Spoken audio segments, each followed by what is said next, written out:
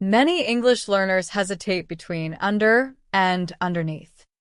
While both words talk about something being below another object, underneath often gives a stronger feeling of being hidden or covered. In this lesson, we'll clearly understand how underneath works and why using it can make your sentences more clear and descriptive. Welcome back to our Prepositions of Place series.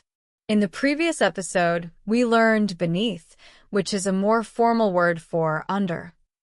Today, we'll focus on underneath, a word that is very common in daily English and often used when something is deeply placed or hidden. Underneath means directly under something, usually with a strong sense that the object is covered, protected, or not easily visible. It doesn't just explain position. It helps the listener imagine layers and depth. For example, you can say, "The shoes are underneath the bed," or "The backpack is underneath the chair."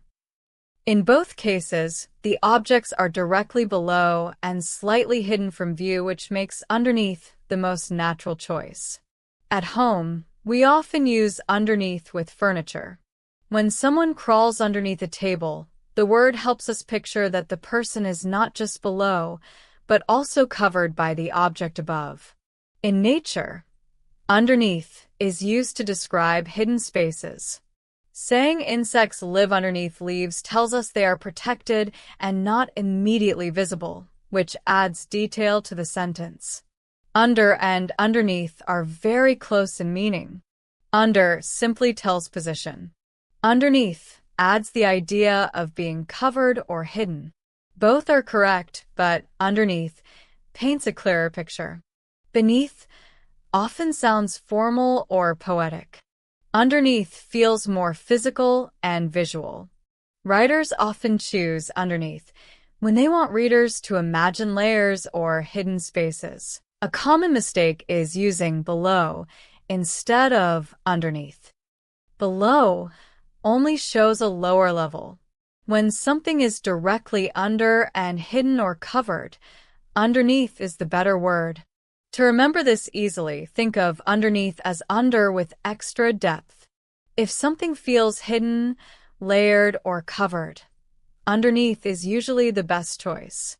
Now that the meaning is clear, let's move from understanding to real usage. Let's look at how underneath is used naturally in daily life sentences and notice why this word fits perfectly in each situation. Let's start with a common household situation. The wallet is underneath the sofa. Here, underneath tells us the wallet is directly below the sofa and partly hidden, which explains why it's hard to find. Now imagine a winter scene. The grass is underneath the snow.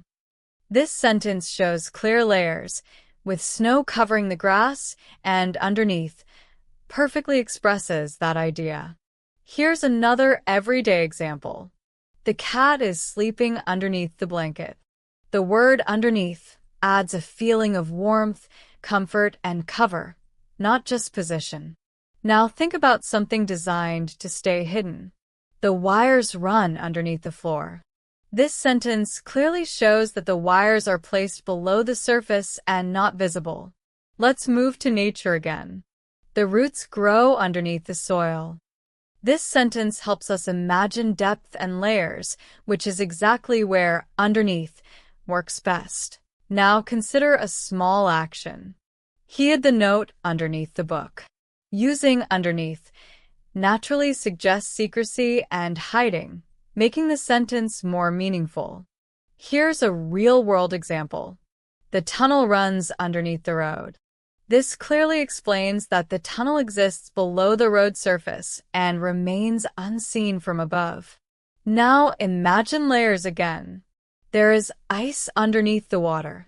This sentence shows one layer existing below another, exactly what underneath is designed to express. Underneath his smile, he was nervous. Here, underneath is used figuratively to show hidden emotions, just like physical objects hidden below a surface. Finally, consider this example. The old paint is underneath the new layer. This sentence clearly explains that one layer is covered by another, which is a classic use of underneath. Let's recap. Underneath is used when something is directly under another object and often hidden, covered, or layered beneath it. It works for physical objects, real locations, and even hidden emotions.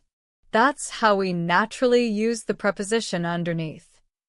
By choosing this word, your English becomes clearer and more descriptive. In the next episode, we'll learn overhead, which is an adverb of place, not a preposition. Keep watching and continue mastering English step by step.